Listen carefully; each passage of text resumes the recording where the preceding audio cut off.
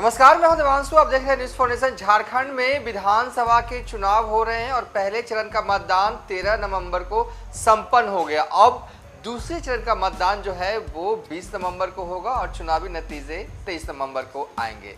इस वीडियो में हम बात कर रहे हैं चतरा विधानसभा सीट की। हम इस वीडियो में आपको बताने जा रहे हैं कि जो इनपुट चतरा से हमारे पास आ रहा है उसके हिसाब से कौन जीतेगा, किसके जीतने की संभावना जो है वो ज़्यादा है। तेजस्वी यादव जीत रहे हैं या चिराग पासवान जीत रहे हैं। तेजस्वी यादव बोले तो उनकी पार्टी की तरफ से इस बार उम्मीदवार जो हैं वो रश्मि प्रकाश रही, जो कि पूरे झारखंड में सबसे कम उम्र की जो हैं वो उम्मीदवार जो हैं वो हैं। तो दूसरी तरफ से लोजपा की तरफ से जनार्दन पासवान जो हैं वो उम्मीदवार जो हैं और कल जो है वो मतदान संपन्न हुआ। और अगर चुनावी आंकड़े के हिसाब से अगर बात करें जो इलेक्शन कमीशन की तरफ से जारी हुआ है तो चतरा में 61.16% जो है वो मतदान हुआ है इस बार, जो कि 2019 में जब चतरा में विधानसभा के चुनाव हुए थे उसके हिसाब से ज़्यादा है, तकरीबन 3%। पिछली बार यानी कि साल 2019 में चतरा में मतदान जो है वो हुआ था 58.84%। चतरा जो है वो एससी सीट है। चूँकि सत्यानंद भोक्ता इसलिए चुनाव नहीं लड़ पाए क्योंकि उनकी जाति भोक्ता जो है वो एससी से एसटी में आ गए, इसलिए वो चुनाव नहीं लड़ पाए और उनकी बहू जो है इस बार चुनाव लड़ी। सबसे पहले ये खबर हमने ही ब्रेक की थी कि सत्यानंद भोक्ता चुनाव नहीं लड़ेंगे, उनकी बहू लड़ेंगी।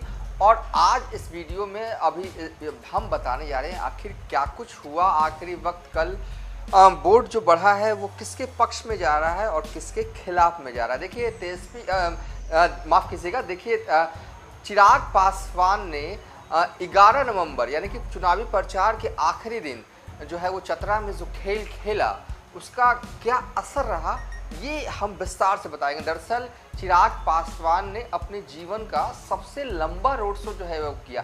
देश में कभी किसी ने किया होगा तो किया होगा, हमें नहीं पता, लेकिन 70 किलोमीटर लंबा रोड शो बिना रुके हुए नॉन स्टॉप जो है वो चिराग पासवान ने पहली दफ़ा किया। हंटरगंज से ये रोड शो शुरू होता है और जो है रोड शो चतरा तक जाता है। तकरीबन 10 बजे ये रोड शो शुरू हुआ और 4 बजे तक जो है वो रोड शो चला। गाड़ी में बैठकर, तस्वीरें भी आपको चला रहे हैं, गाड़ी में बैठकर। इसी तरीके से बगल में जो है वो जनार्दन पासवान है और पीछे में खगड़िया के सांसद राजेश वर्मा है, आप देख सकते हैं तस्वीरों में भी। तो अपने जीवन का सबसे लंबा रोड शो चिराग पासवान ने चतरा में किया। और जो हमारे पास इनपुट आ रहा है कि देखिए चतरा एक ऐसी सीट है, बेलागंज से जो सूचना कल से ही लगातार हम तक पहुंच रही है और आप तक भी संभवतः अब तक जो है वो पहुंच गई होगी कि बेलागंज में सूचना जो है एमवाई को लेकर आ रही है, यानी कि मुस्लिम और यादव जिसके साथ हों जीत का रास्ता उसके लिए सुनिश्चित हो जाता है। और बेलागंज में हूबहू कुछ ऐसा ही है जैसे कि राघोपुर तो सिर्फ बाई वाली सीट है, एम जोड़ना भी वहाँ पर ठीक नहीं होगा। कई ऐसे सीट है जैसे कि आप मसौड़ी देख लीजिए, मनेर देख लीजिए, ये सब सीटें जो है ना एम वाई वाली सीटें मानी जाती है। बेलागंज देख लीजिए, उसी तरीके से चतरा वाली सीट एम वाई वाली सीट है और यहाँ पर एम और वाई मिलाकर 1,10,000 से जो आबादी जो है वो वोटर्स के रूप में है। ज़्यादा होगा लेकिन 1,10,000 से कम नहीं है। और जिस तरीके से सूचना बेलागंज से आ रही है कि बेलागंज में एम वाई दरक गया है, कुछ उसी तरीके की सूचना जो है वो चतरा से भी आ रही है। जो इनपुट हमारे पास आ रहा है कि चतरा में एम भी टूटा है, वाई भी टूटा है। और कितना टूटा है ये देखिए कंफर्म नहीं कह सकते हैं, ये तो जब चुनावी नतीजे आएंगे तभी पता चल पाएगा। लेकिन एम वाई थोड़ा भी टूटा है तो मुश्किल राह जो है चतरा में हो सकती है आरजेडी के कैंडिडेट को। बहरहाल देखिए वहाँ पर पासवान समाज के लोग ज़्यादा है नहीं, चतरा में 10,000 के करीब है। लेकिन जो आरोप पूरे चुनाव की कैंपेन जनार्दन पासवान ने जिस मुद्दे को लेकर लड़ा, डे 1 से जब से लोजपा का टिकट उनके लिए कंफर्म हुआ, दिल्ली जाते हैं, दिल्ली में टिकट लेते हैं, पीला वाला लिफाफा लेते हैं लोजपा का, उसके बाद नॉमिनेशन करते हैं, उसके बाद से ही जो है वो डे 1 से आरजेडी के खिलाफ यही मुद्दा उठाया गया कि सत्यानंद भोक्ता जो हैं वो मंत्री रहते हुए कोई भी काम करवाने के लिए पैसे लेते थे, 20,000 रुपया, 30,000 रुपया। अगर काम हो गया तो ठीक, अगर नहीं भी हुआ तो सत्यानंद भोक्ता जो है वो पैसे वापस नहीं करते हैं। ये कोई हमारे मुखारबिन से निकले हुए अल्फाज नहीं है, ये चुनावी कैंपेन में जो है वो जनार्दन पासवान इसी मुद्दे को उठाकर पूरे चतरा की गलियों की खाक छान गए जनार्दन पासवान कि सत्यानंद भोक्ता तो पैसे लेकर काम करवाते हैं, अगर काम करवाते हैं तो पैसे तो वापस नहीं करते हैं। मंत्री जो 20,000, 30,000, 40,000, 50,000 रुपये लेता हो वो क्या विकास करेगा? यही मुद्दा जो है वो लोजपा की तरफ से जो है वो उठाया गया और बार बार जो है जहाँ भी छोटी जो समूह में जो है वो प्रचार किया जाता है माइकिंग के ज़रिए, जनार्दन पासवान इसी मुद्दे को लेकर उठा रहे थे कि सत्यानंद भोक्ता जो हैं उनको क्षेत्र से कोई मतलब नहीं है, उन्हें क्षेत्र की विकास से कोई मतलब नहीं है, उन्हें बस मतलब है पैसों से। और ये दिखा है मंत्री रहते हुए जो क्रियाकलाप रहा उनका, खासकर क्षेत्र की जनता के प्रति, बस उसी को पकड़े हुए थे जनार्दन पासवान। और चुनाव के दौरान एक और फैक्टर हुआ कि सत्यानंद भोक्ता से आरजेडी के कार्यकर्ता नाराज थे, कई कार्यकर्ता नाराज थे, पटना तक की दौड़ लगाई गई, ये किसी से छुपा हुआ नहीं है। कुछ कार्यकर्ता जो पटना नहीं आ सके, मतलब कि आरजेडी में भी कई ऐसे कार्यकर्ता रहे जो कि सत्यानंद भोक्ता या कहें कि रश्मि प्रकाश की उम्मीदवारी से खुश जो है वो नहीं थे, और उन कार्यकर्ताओं ने लोजपा का बखूबी साथ दिया। जनार्दन पासवान जो कि लोजपा के उम्मीदवार हैं वो 2 बार विधायक रहे हैं, टोटल 7 बार चुनाव लड़े हैं। तो चुनाव लड़ने का एक्सपीरियंस देखिए, ठीक है रश्मि प्रकाश के बैक सपोर्ट में सत्यानंद भोक्ता थे, लेकिन सत्यानंद भोक्ता से भी ज़्यादा बार चुनाव जो है वो जनार्दन पासवान जो है वो लड़ चुके हैं। इस दफ़ा 7वीं बार वो चुनाव जो है वो लड़ रहे थे। बस इसी मुद्दे को पकड़ना, पैसे वाली बात को बार बार हर जगह माइकिंग के ज़रिए जो उन्होंने सुनाया ना, तो कहीं ना कहीं इसका प्रचार बहुत बेहतर ढंग से किया गया। तेजस्वी यादव की सबसे बड़ी ताकत जो है वो एमवाई थी। बेलागंज में सूचना जो एमवाई को लेकर आ रही है, कुछ उसी तरह की सूचना चतरा से भी आ रही है। पिछली बार करीब 24,000 वोटों से सत्यानंद भोक्ता जो है वो चुनाव जीत गए थे, बीजेपी के उम्मीदवार को उन्होंने हराया था। जब शुरुआती दौर में चतरा सीट लोजपा को दिया गया, तब क्षेत्र में इस बात को प्रचारित जो है आरजेडी की तरफ से किया गया।